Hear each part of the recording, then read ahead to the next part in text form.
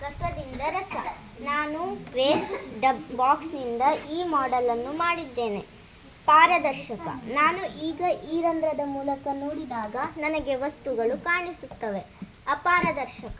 ನಾನು ಈಗ ಈ ರಂಧ್ರದ ಮೂಲಕ ನೋಡಿದಾಗ ನನಗೆ ಚಿತ್ರಗಳು ಕಾಣಿಸುವುದಿಲ್ಲ.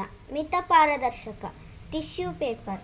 ನಾನು ಈಗ ಈ ರಂಧ್ರದ ಮೂಲಕ ನೋಡಿದಾಗ ನನಗೆ ಚಿತ್ರಗಳು ಮಬ್ಬಾಗಿ ಕಾಣಿಸುತ್ತವೆ.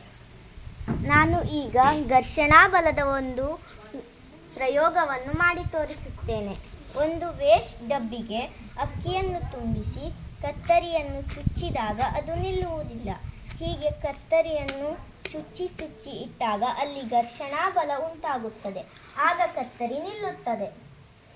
ನಾನು ಈ ಬಾಟಲಿಯ ಮುಚ್ಚಳವನ್ನು ತೆಗೆದು ಊದಿದಾಗ ಅದು ಊದುತ್ತದೆ.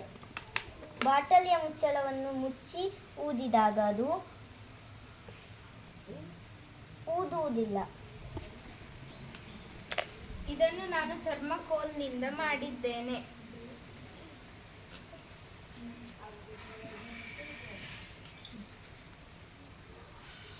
ಇದು ನ್ಯೂಟನ್ನ ಮೂರನೆಯ ನಿಯಮವನ್ನು ಅನ್ವಯಿಸುತ್ತದೆ.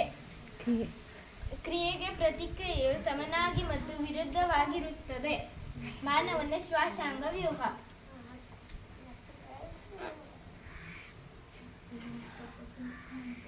ಉಚ್ಛ್ವಾಸ ಹಾಗೂ ನಿಶ್ವಾಸ. ಬಲಭಾಗದ ಶ್ವಾಸಕೋಶ ದೊಡ್ಡದಾಗಿರುತ್ತದೆ ಹಾಗೂ ಎಡಭಾಗದ ಶ್ವಾಸಕೋಶ ಚಿಕ್ಕದಾಗಿರುತ್ತದೆ, ಏಕೆಂದರೆ ಹೃದಯ ಎಡಭಾಗದಲ್ಲಿದೆ, ಅದು ಸ್ವಲ್ಪ ವಾಲಿದೆ. ವಾಯುಚೀಲ, ಡಯಾಫ್ರಮ್. ಇವುಗಳನ್ನು ನಾವು ಥರ್ಮಾಕೋಲ್ಗಳಿಂದ ಮಾಡಿದ್ದೇವೆ. ತಿರುಗುವ ಫ್ಯಾನ್.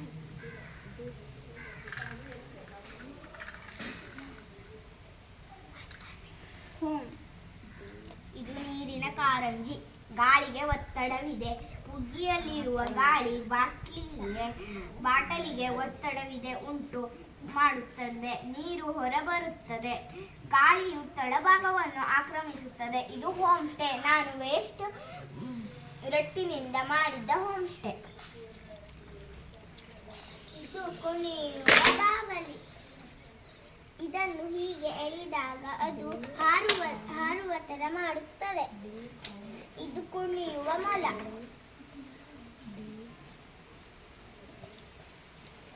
ಇದನ್ನು ಹೀಗೆ ಬಿಟ್ಟಾಗ ಇದು ಕುಣಿಯುತ್ತದೆ. ನಾನು ಬೆಂಕಿಪಟ್ಟಣದಿಂದ ಮಾಡಿದ ಡ್ರಾವರ್.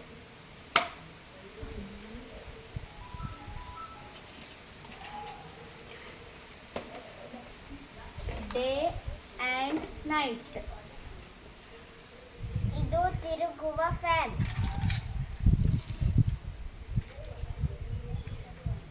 ಈ ಮ್ಯಾಜಿಕ್ ಪಾರ್ಟಿಯನ್ನು ನೋಡಿಕೊಂಡು ನಾನು ಇದನ್ನು ಮಾಡಿದ್ದೇನೆ.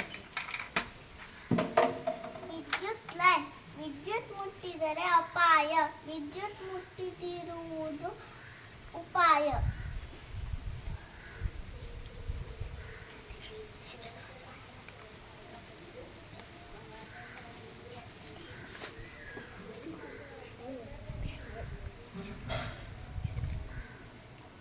ಇದು ಶಾಲೆಯ ಮಾಡೆಲ್. ವೇಸ್ಟ್ ರಟ್ಟಿನಿಂದ ಮಾಡಿದ ಮಾಡೆಲ್. ಪರೀಕ್ಷೆಯ ನಂತರ ಮಾಡಿದ ಮಾಡೆಲ್.